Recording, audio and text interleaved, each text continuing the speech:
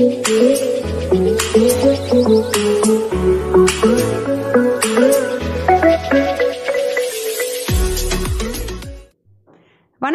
வெற்றி கிச்சன்லேருந்து பேசுகிறேன். இன்றைக்கி நான் என்ன செய்ய போகிறேன்னு பார்த்தீங்கன்னா, திருமண மகாலெல்லாம் பார்த்தீங்கன்னா உருளைக்கிழங்கு போட்டு நல்லா கறி குழம்பு சூப்பராக வைப்பாங்க. ரொம்ப டேஸ்டியாக நல்லாயிருக்கும். இன்றைக்கி அந்த குழம்பு எப்படி செய்யலாங்கிறதான் பார்க்க போகிறோம். அதுக்கு முன்னாடி என்னோடய சேனலை யாராச்சும் சப்ஸ்கிரைப் பண்ணாமல் இருந்தீங்கன்னா சப்ஸ்கிரைப் பண்ணி வச்சு பக்கத்தில் உள்ள பெல் ஐகானை கிளிக் பண்ணிக்கோங்க. சரி, வாங்க இந்த குழம்பை எப்படி வைக்கலாங்கிறத பார்க்கலாம். இப்போ ஸ்டவ்வில் ஒரு கடாய் வச்சு ஹீட் பண்ணிவிட்டு 1.5 டீஸ்பூன் சீரகம் சேர்த்துருக்கேன். அப்புறம் பார்த்திங்கன்னா 1 டீஸ்பூன் மிளகு, கசகசா 2 டீஸ்பூன் சேர்த்துருக்கேங்க. அதுக்கப்புறம் பார்த்திங்கன்னா பூண்டு ஒரு 8 பல் அல்லது 9 பல் சேர்த்துக்குங்க. இஞ்சியும் அதே மாட்ட அதே அளவு, பூண்டு எவ்வளோ அளவு எடுத்தீங்களோ அதே அளவு இஞ்சியும் எடுத்து எல்லாத்தையும் நல்லா வறுத்துக்குங்க. அதுக்கடுத்து வெங்காயம் பார்த்திங்கன்னா ஒரு 20 வெங்காயம், சின்ன வெங்காயம் தோல் உரித்து வச்சுருக்கேன், அதையும் சேர்த்துக்கிறேன். பாருங்கள், இப்போ நல்லா இது ஃப்ரை ஆகணும். இது நல்லா வறுபடணும். கொஞ்சோண்டு எண்ணெய் ஊற்றிக்குங்க. பாதி வறுவல் வந்தோடனே கொஞ்சோண்டு நல்லெண்ணெய் ஊற்றி நல்லா ஃப்ரை பண்ணிடுங்க. அதுக்கடுத்து ஒரே ஒரு தக்காளி நல்லா கட் பண்ணி போட்டுக்குங்க. இது ஃபுல்லாக நல்லா இந்த மாதிரி நல்லா வதங்கி வரணும். பாருங்கள், ரொம்ப வதங்கிட வேணாம், இந்த அளவுக்கு வதங்கினா போதுங்க. இந்த பாருங்கள், இந்த அளவுக்கு வதங்கிக்கலாம். நல்லா வதங்கினோன்னா இதை மிக்ஸி ஜாரில் போட்டு நம்ம அரைச்சிக்கலாம். பேஸ்ட்டு அரைச்சி வச்சுக்கலாம். சூடு ஆறுனதும் நீங்கள் அரைச்சி வச்சுக்கலாம் இந்த மாதிரி. அடுத்து பார்த்திங்கன்னா சோம்பு 1 டீஸ்பூன் எடுத்திருக்கேன். அப்புறம் அன்னாச்சி பூ எடுத்திருக்கேன், 2 பட்டை எடுத்திருக்கேன், 3 கிராம்பு எடுத்திருக்கேன், ஸ்டார் பூ 1 எடுத்திருக்கேன், 3 ஏலக்காய் எடுத்திருக்கேங்க. இப்போ எண்ணெய் நல்லா காஞ்சிருச்சு, நல்லெண்ணெய் ஊற்றிருக்கேன். நல்லா காஞ்சதும் இந்த தாளிப்பு பொருளை போட்டு அதுக்கடுத்து பார்த்திங்கன்னா கருவேப்பிலை சேர்த்துக்குங்க. பெரிய வெங்காயம் பார்த்திங்கன்னா ஒரு 3 பெருசாக எடுத்து நறுக்கி வச்சுருக்கேன், அதையும் சேர்த்துக்கிறேன். இப்போ இந்த வெங்காயம் நல்லா வதங்கணும். வெங்காயம் நல்லா வதங்கினா தான் நல்லா வாசமாக குழம்பு நல்லாயிருக்கும். பாருங்கள், இந்த அளவுக்கு நல்லா வெங்காயத்தை வதக்கிக்கிங்க. அடுத்து நம்ம தக்காளி சேர்த்துக்கலாம். தக்காளி ஒரு மீடியம் சைஸாக ஒரு 3 எடுத்து நறுக்கியிருக்கேன், 2 பச்சை மிளகாய் சேர்த்துருக்கேங்க. இப்போ இதுவும் நல்லா வதங்கி வரணும். நல்லா வதங்கின உடனே நம்ம ஒரு கையளவு கல் உப்பு சேர்த்துக்கலாம். இந்த கல் உப்பு சேர்த்துட்டு நல்லா வதக்கிடலாம். பாருங்கள், இந்த அளவுக்கு நல்லா வதங்கியிருக்கணும். தக்காளி வெங்காயம் எல்லாம் நல்லா வதங்கியிருக்கணும். இப்போ அடுத்து நம்ம பேஸ்ட்டு அரைச்சி வச்ச அந்த சீரகம், மிளகு, அந்த வெள்ளைப்பூண்டு இதெல்லாம் அரைச்சி வச்சுருக்கோம் இல்லையா, அந்த விழுதை சேர்த்துடலாம். இப்போ அதையும் சேர்த்து நல்லா அந்த எண்ணெய் பிரிகிற வரையும் அதை நல்லா வதக்கிக்கணும். இதில் நல்லா வதங்கணும், வாசம் நல்லா வெளியேறணும். அந்த அளவுக்கு நீங்கள் நல்லா வதக்கிக்கணும். நான் சிக்கன் பார்த்திங்கன்னா 1.5 கேஜி எடுத்திருக்கேன்.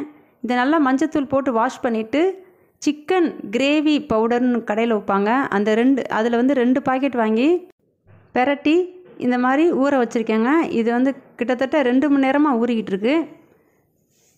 இதை தான் இப்போ நம்ம சேர்க்க போகிறோங்க. இப்போ நம்ம இதோட சேர்த்து நல்லா சுருள வதக்க போகிறோம். பாருங்கள், அந்த கிரேவி நல்லா வதங்கி எண்ணெய் பிரிஞ்சு நல்லா வாசமாக இருக்குது. இப்போ நம்ம அந்த கறியை சேர்த்துக்கலாம். சேர்த்து நல்லா சுருள நல்லா வதக்கணும். தண்ணி ஊற்றிடாதீங்க, தண்ணி நம்ம லாஸ்ட்டில் தான் ஊற்ற போகிறோம். முன்னாடியே அந்த எண்ணெயிலே நல்லா கறி நல்லா வதங்கணும். அப்போ தான் அந்த பச்சை வாடையெல்லாம் போகும் கறியில் உள்ளது. ஸோ நல்லா வதக்கணும், அந்த வெங்காயத்தோடு நல்லா வதங்கி வரணும். பாருங்கள், இந்த மாதிரி நல்லா சுருள வதக்கணும். கீழே அடி பிடிக்குங்க, அதனால் நீங்கள் அப்பப்போ நல்லா கிளறி விட்டுக்கிட்டே இருக்கணும். பாருங்கள், இந்த அளவுக்கு நல்லா கிளறி விட்டுக்கிட்டே இருந்து நல்லா வதக்கணும். இந்த கறி நல்லா சுருண்டு வரணும். இப்போ நம்ம ஒரு மூடி போட்டு அப்பப்போ மூடி நம்ம இதை கிளறி விட்டுறலாம். நம்ம மூடி போட்டு அப்பப்போ நம்ம என்ன பண்ணலான்னா இந்த மாதிரி கிளறி விட்டுக்கிட்டே இருக்கணும். அப்போ தான் அது அடி பிடிக்காமல் இருக்கும். நல்லா வதங்கணும், கறி நல்லா வதங்கணும். அப்போ தான் நல்லா வாசமாக நல்லாயிருக்கும். பாருங்கள், கறி நல்லா இதிலே பாதி முக்கால்வாசி நல்லா வெந்துருச்சு. நம்ம காவாசி தான் நம்ம குக்கரை மூடி வேக வைக்க போகிறோம். இப்போ அதோடு பார்த்திங்கன்னா உருளைக்கிழங்கு நல்லா தோல் உரித்து இந்த மாதிரி பீஸாக கட் பண்ணி வச்சுக்கோங்க. இப்போ அதையும் சேர்த்துடலாம். அதையும் சேர்த்து நல்லா ஒரு 2 கிளறி விட்டுட்டு இப்போ நம்ம தேவையான தண்ணி நம்ம சேர்க்க போகிறோங்க. பாருங்கள், இந்த அளவுக்கு எண்ணெய் பிரிஞ்சு வரணும். உருளைக்கிழங்கு போட்டு நல்லா வதக்கி எண்ணெய் இந்த மாதிரி பிரிஞ்சு வந்ததுக்கப்புறம் தேவையான தண்ணி சேர்க்க போகிறேங்க. நான் கொஞ்சம் கெட்டியாக வைக்க போகிறேன். அதனால் தேவையான, அதாவது கறிக்கு மேலே 1 மடங்கு தண்ணி வேணும். அந்த அளவுக்கு நீங்கள் பார்த்துக்குங்க. கறிக்கு மேலே நம்ம எவ்வளோ கறி அந்த உருளைக்கிழங்குலாம் இருக்கோ அதுக்கு மேலே ஒரு 2 இன்ச்சு கிட்ட தண்ணி ஊற்றினா போதும். பாருங்கள், இந்த அளவுக்கு நல்லா கிளறி விட்டுட்டு நம்ம மூடி வச்சிடலாங்க. மூடி வச்சு ஒரு 3 விசில் போதுங்க. ஒரு 3 விசில் வச்சிங்கனாலே நல்லா குக் ஆயிரும். அடுத்து முழு தேங்காய், ஒரு தேங்காய் எடுத்துருக்கேங்க. அது இந்த மாதிரி சின்ன சின்ன பல்லாக நறுக்கி போட்டு நம்ம அது பேஸ்ட்டை அரைச்சிக்கலாம். இப்போ 3 விசில் வந்து முடிச்சாச்சு. இப்போ நம்ம திறந்து பார்த்துடலாம். பாருங்கள், எண்ணெயெல்லாம் அழகாக மிதந்து தளன்னு குழம்பு சூப்பராக இருக்குது. ரொம்ப நல்லா இருக்கும் இது. பாருங்கள், இந்த அளவுக்கு நல்லா வெந்திருக்கு. இப்போ மறுபடியும் நம்ம என்ன பண்ண போகிறோம்னா ஸ்டவ் பற்ற வைக்க போகிறோம். இப்போ ஸ்டவ் பற்ற வச்சோன்னா மறுபடியும் கொதிக்க ஆரம்பிச்சிருச்சு. இந்த டயத்தில் நம்ம அரைச்சி வச்ச தேங்காய் விழுதை நம்ம சேர்த்துக்கலாம். தேங்காய் விழுது சேர்த்தோன்னா ஒரு 2 மினிட்ஸ் கொதிச்சா போதும், ரொம்ப கொதிக்க விட வேணாம். இப்போ அது நல்லா கிளறி விட்ருங்க, அப்போ தான் நல்லா கொதிச்சு வரும். இப்போ சூப்பரான மஹால் சிக்கன் குழம்பு ரெடி ஆயிடுச்சுங்க. இது இட்லிக்கு, சப்பாத்திக்கு, ரைஸ்க்கு எல்லாத்துக்குமே நீ இதை யூஸ் பண்ணிக்கலாம். அந்த குழம்ப ரொம்பவே நல்லாயிருக்கும், ரொம்பவே டேஸ்ட்டும் நல்லாயிருக்குங்க. இப்போ நம்ம கொத்தமல்லி சேர்த்துக்கலாம். கடைசியாக ஒரு கையளவு கொத்தமல்லி சேர்த்துக்கலாங்க. அவ்வளோதாங்க, மஹால் சிக்கன் குழம்பு ரெடி ஆயிடுச்சுங்க.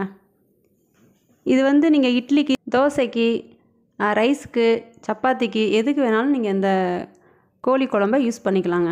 ரொம்பவே நல்லாயிருக்கும், எல்லோரும் விரும்பி சாப்பிடுவாங்க. சரிங்க, இதை செஞ்சு பார்த்துட்டு கமெண்டில் எனக்கு எப்படி இருந்துச்சுன்னு சொல்லுங்கள். இந்த வீடியோ உங்களுக்கு பிடிச்சிருந்துச்சுன்னா லைக் பண்ணுங்கள், ஷேர் பண்ணுங்கள், கமெண்ட் பண்ணுங்கள். மறந்துடாமல் சப்ஸ்கிரைப் பண்ணி வச்சுக்கோங்க. ஓகே, பாய்.